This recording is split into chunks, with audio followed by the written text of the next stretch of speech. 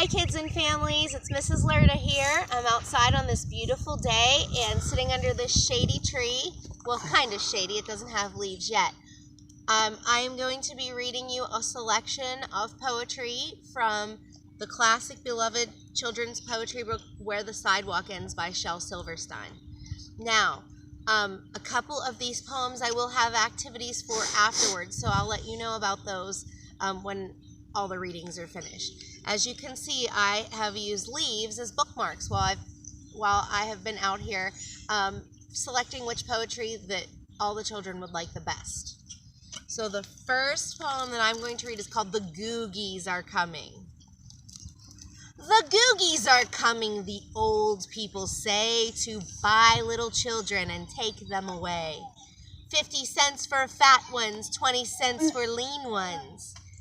15 cents for dirty ones, 30 cents for clean ones. A nickel for each mean one. The Googies are coming, and maybe tonight, to buy little children and lock them up tight. 80 cents for husky ones, quarters for the weak ones, penny for each noisy one, and $1 for the meek ones. 40 cents for happy ones, 11 cents for sad ones, and kitties when they come to buy. It won't do any good to cry. But just between yourself and I, they never buy the bad ones.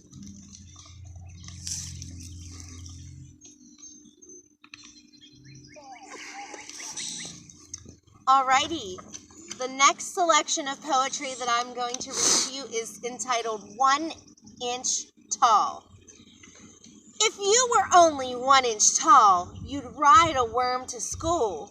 The teardrop of a crying ant would be your swimming pool. A crumb of cake would be a feast and last you 7 days at least. A flea would be a frightening beast if you were 1 inch tall. If you were only 1 inch tall, you'd walk beneath the door, and it would take about a month to get down to the store. A bit of fluff would be your bed. You'd swing upon a spider's thread and wear a thimble on your head if you were 1 inch tall. You'd surf across the kitchen sink upon a stick of gum. You couldn't hug your mama, you'd just have to hug her thumb. You'd run from people's feet in fright. To move a pen would take all night. This poem took 14 years to write, 'cause I'm just 1 inch tall. And there's a picture at the top of a little boy who is 1 inch tall.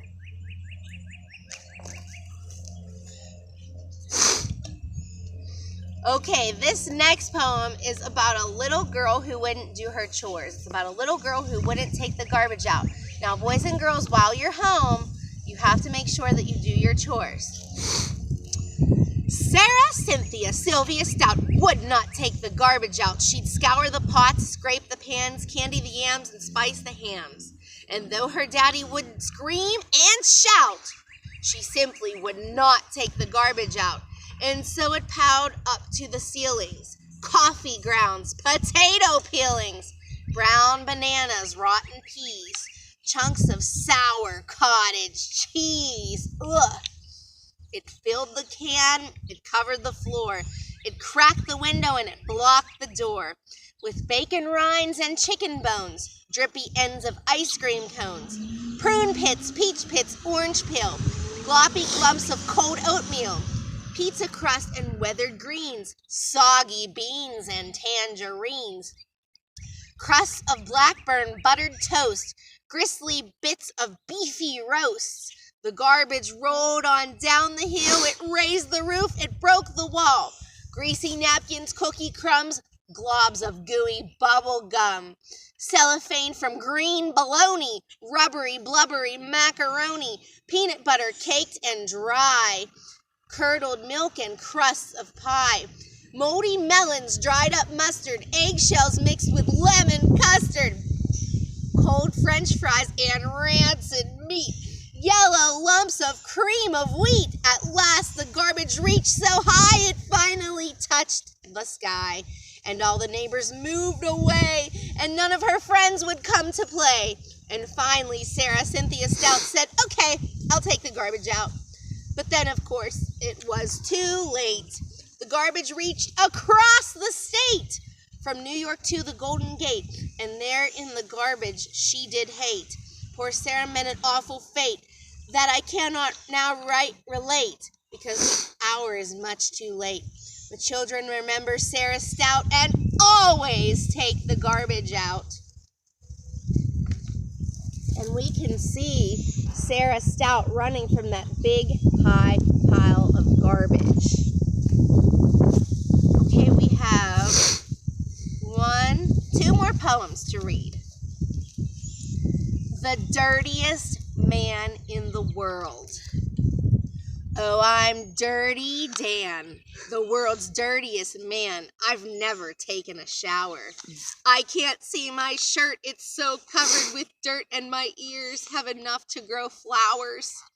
But the water is either a little too hot or else it's a little too cold. It's a musty and dusty and patchy and scratchy and mangy and covered with mold. But the water is always a little too hot or else it's a little too cold.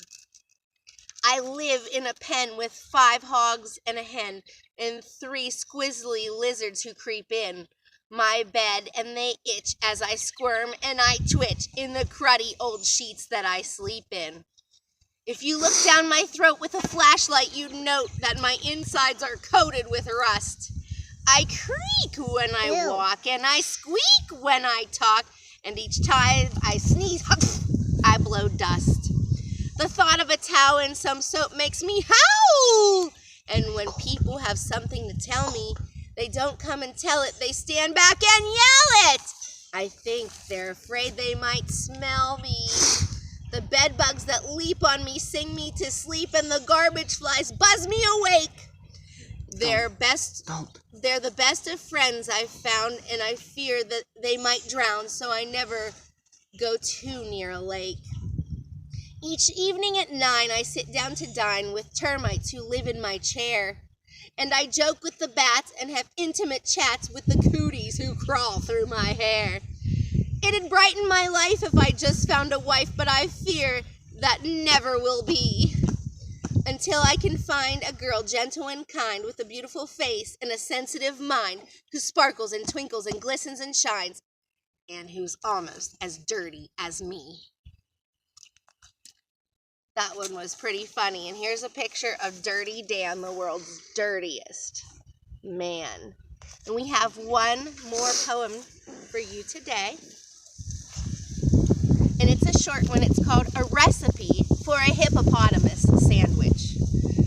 A hippo sandwich is easy to make. All you do is simply take 1 slice of bread, 1 slice of cake, some mayonnaise, 1 onion ring, 1 hippopotamus, and 1 piece of string. A dash of pepper, that ought to do. And now comes the problem, biting into.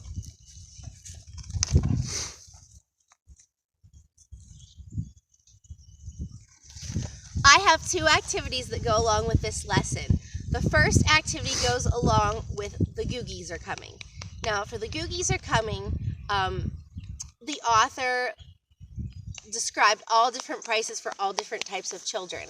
So what you can do in your house is decide what each child would want to sell the other child for, what each sibling would want to sell the other sibling for.